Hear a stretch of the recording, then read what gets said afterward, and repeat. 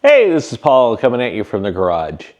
Today I'm doing an install video. So our video this week is about adding lighting to the Jeep. Let there be light. So for those of you who don't know, I'm a bit of a light geek. I like to have lights in the front of my Jeep. I have some KC pods up by the windshield, single pods. Then I have some KC fog lights, and then I have some KC bright lights. So I wanted to add a light bar across the top of the windshield, and that's what the install is about today. Welcome to the Mountain Man Chronicles, where the spirit of adventure comes alive. I'm thrilled to have you join our journey into the great outdoors. I'm Paul Piazza. I'm your guide through the wilderness and the storyteller behind the Mountain Man Chronicles. I hope you share in our love and appreciation of what this great world has to offer. Here we live in three simple principles: live, learn, and explore. Live, immerse yourself in the thrill of the moment, whether it be overlanding, exploring unique ghost towns, or simply enjoying the serenity of nature. We believe in living life to its fullest. Learn, cultivate that childlike curiosity. Every adventure is an opportunity to learn and discover something new. From overlanding trips to mastering trail navigation, we're a constant journey of learning and growing. Explore, be comfortable with the uncomfortable. Venture into the unknown. Our chronicles are a testament to the places we've been and the stories waiting to be untold.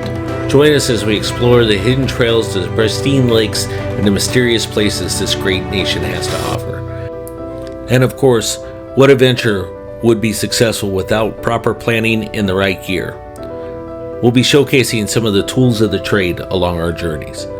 I truly hope you enjoy our chronicles and the journey that my wife and I travel through during our overlanding adventures. Thanks for watching.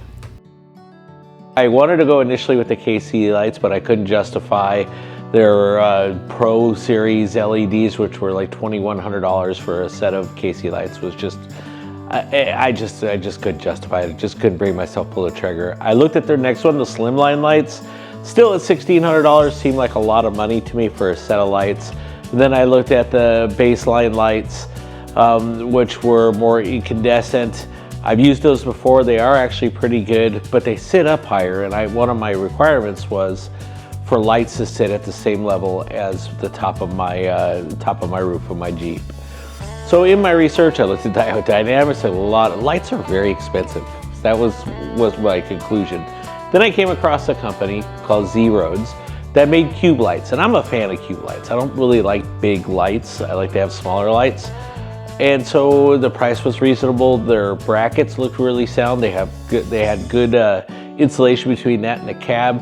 Didn't seem like it would make a lot of road noise, and the price was right. So that is who I went with, ZROADZ. Today's review is going to be about that. Is a mini install video. I don't like full-fledged install videos, so I'm going to walk you through what I did to install them.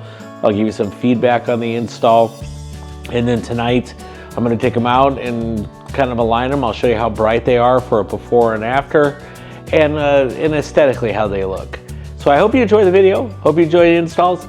I'd love to hear from you what you guys have done to your Jeeps. What do you do for lighting? What do you use on different vehicles? And remember, always, I appreciate it if you like and subscribe. I'd like to grow my channel. Thank you. Appreciate it. Bye-bye. First step is to remove all the brackets, and you can notice here it has good powder coating on the brackets, which I really like. So as we remove the brackets, then we had to put a gasket around the brackets, and the gaskets really do provide a way to have some insulation and you don't scratch the paint. These little skinny gaskets go along the A-pillar and again act as a buffer. They also act as an insulator to kind of hold everything tight as well, and I found they work really effectively. The first step was to remove that upper cowl piece, remove my KC light, and apply the metal upright. It does come with watertight connectors. It is just a simple positive negative. I have a switch controller in my Jeep, so this should be pretty easy to wire up. It's just two wires I've got to cut here, and then the rest of this I'll have some spare wire for a future project that I could splice onto. So I'm going to cut them a little bit higher so I can always splice onto this for the future. Cut the brackets on. They were a little bit more of a bear than I thought it would be. They have these little washers that go inside that I kept dropping. And then trying to get my EAG light brackets back on with my KC little spotlights was a bear. But now I'm going on to the light bar. We'll get that on next. Here's a close-up of the pillars. I am going to tighten them afterwards. I found that was probably easier. And then my other light mounts, now they have brackets that they include. I like my brackets a little bit better, so I'm going to leave those on. As you can see here, it goes on, I believe, like this, so it sits flat, so it goes between those two and screws on. And then get them all wired up, and then I'll put it up there. Putting it up there is going to be interesting. So here's the light bar all assembled, wires tucked behind it, so now it's just a matter of putting it in. Lights, it went together, the light bar went together really easy. The little brackets on the side were kind of a pain, but I think that was just me taking my time. So that's the light bar itself. Next pictures will be it being installed. All right, the finished product. I'd say the install went pretty easy, took my time. Some of the bolts were kind of a bear, but you can see it looks good on the Jeep. I'm very happy with the way it turned out. Very happy with the install. I wouldn't say it's a hard install. I will say they give you everything you need to do, the wiring, the way to tie it down, the instructions were decent. I'm happy with the result. I really am. It looks good. It's fairly bright, and you know, for the reasonable price, right, is what really mattered to me. Wanted lighting, but I also didn't want to break the bank and have to take out a car loan just to pay for lights. Happy with the install. My wife even likes it, which is good. So ZROADZ Lights. Tonight I'm going to go aim it at the garage door. I'll take one last look and we'll get everything dialed in tonight. A little hard to do in the middle of daylight. Overall, thumbs up for me.